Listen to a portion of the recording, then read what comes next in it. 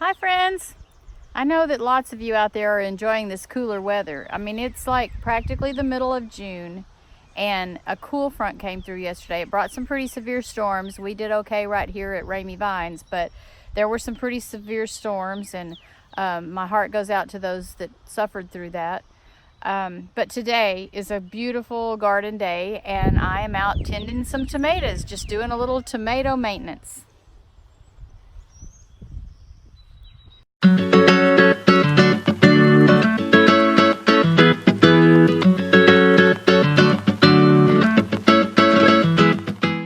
These are my Russian purple tomatoes. You've heard me talk about them several times in the videos. I put one little line of them right here. I believe it's 7 plants. 1, 2, 3, 4. Yes, 7 plants. And they've definitely gotten tall enough for me to just do a little maintenance on them now. So what I've done is gone through and staked them to their trellis. Well, not staked them, but tied them to their trellis. I like to use this green plastic landscaper's tape. You don't want it too tight either. You want to give it that vine room to expand. But I've taped them up to their trellis, finding my main stem, trimming the leaves on the bottom. I don't really want any leaves touching the ground where blight could start in, or fungus, or bacteria climb up the plant and damage it. So I've tied them up. I am now fertilizing.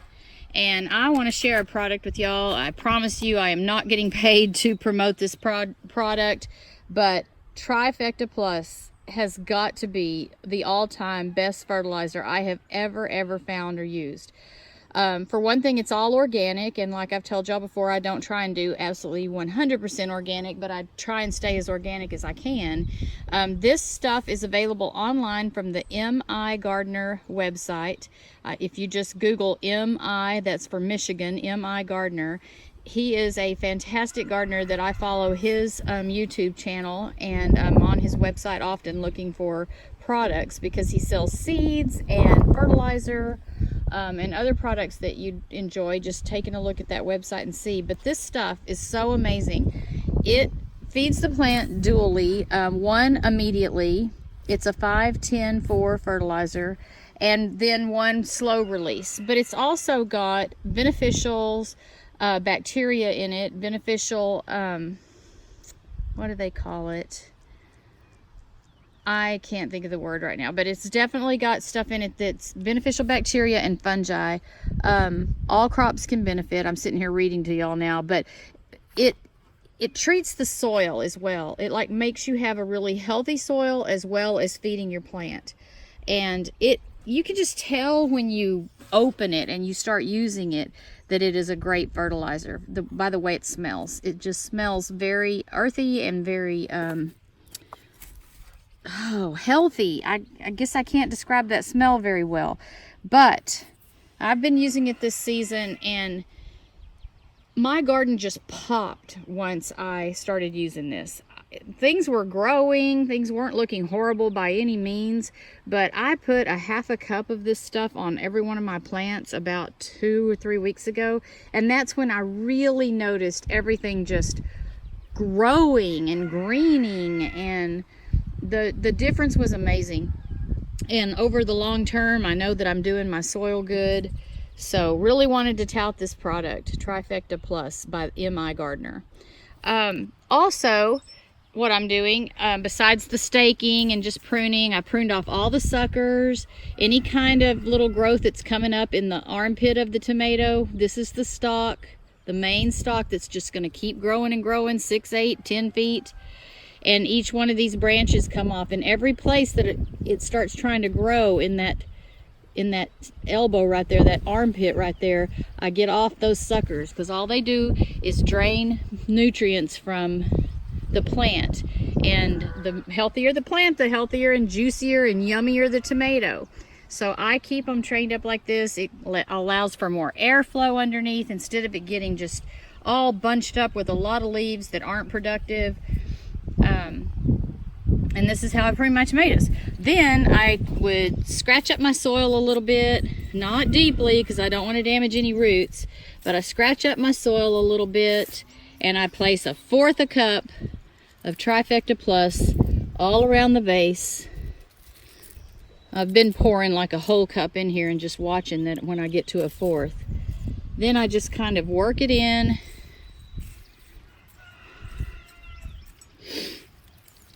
Very gently, not disturbing any roots, just kind of work it into the soil, and then I water it in. I've been keeping a bucket here of my rainwater, but tap water's fine. And just dip that in there and water that in. These tomatoes needed a good watering today anyway. I noticed a little bit of leaf curl yesterday, nothing major, but just a little, just enough sign that, you know, they're starting to get dry or they need something. And it was forecasted for rain, those storms. It was supposed to give me some rain. It barely sprinkled. So today I knew it was time for me to get out here and water. And I was like, well, how about I just go ahead and treat these plants and spend some time with them and get this fertilizer watered in.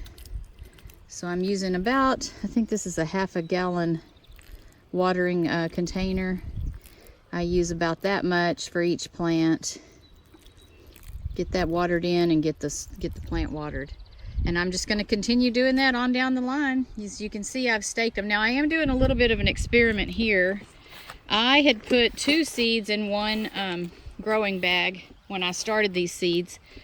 And these are my free pack of seeds that I got from Baker's Creek Heritage Seeds of Russian purple tomatoes.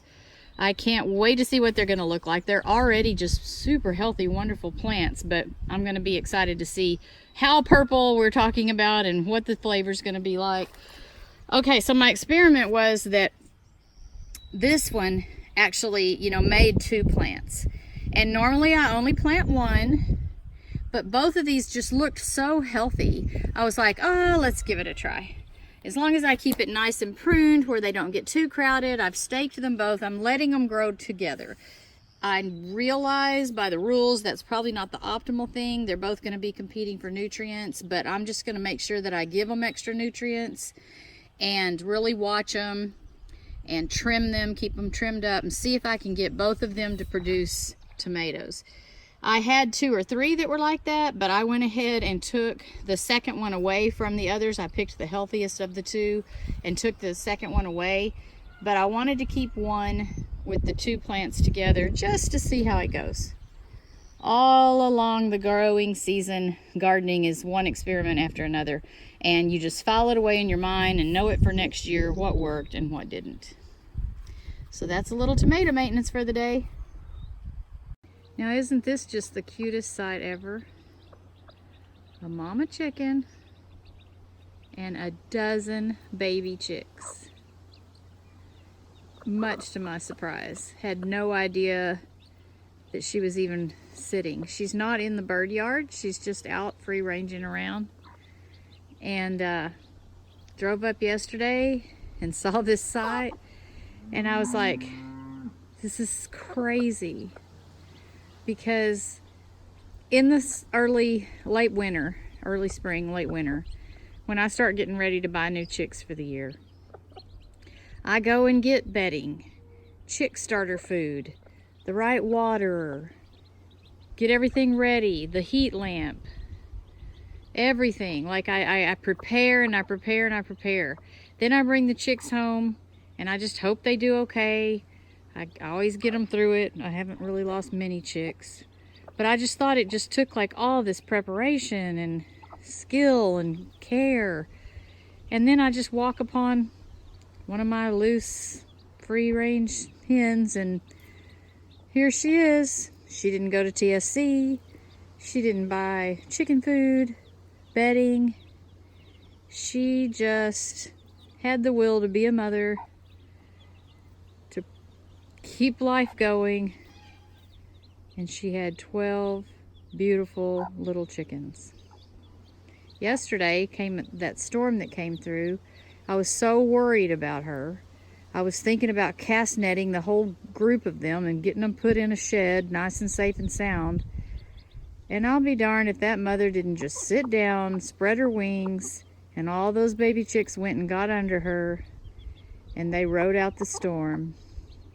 Which it wasn't horrible here, But it was just still a tough decision on my part to be like, do I just let her be a mother? Do I just let this happen and not control it and not gather them up and not go know that they're safe?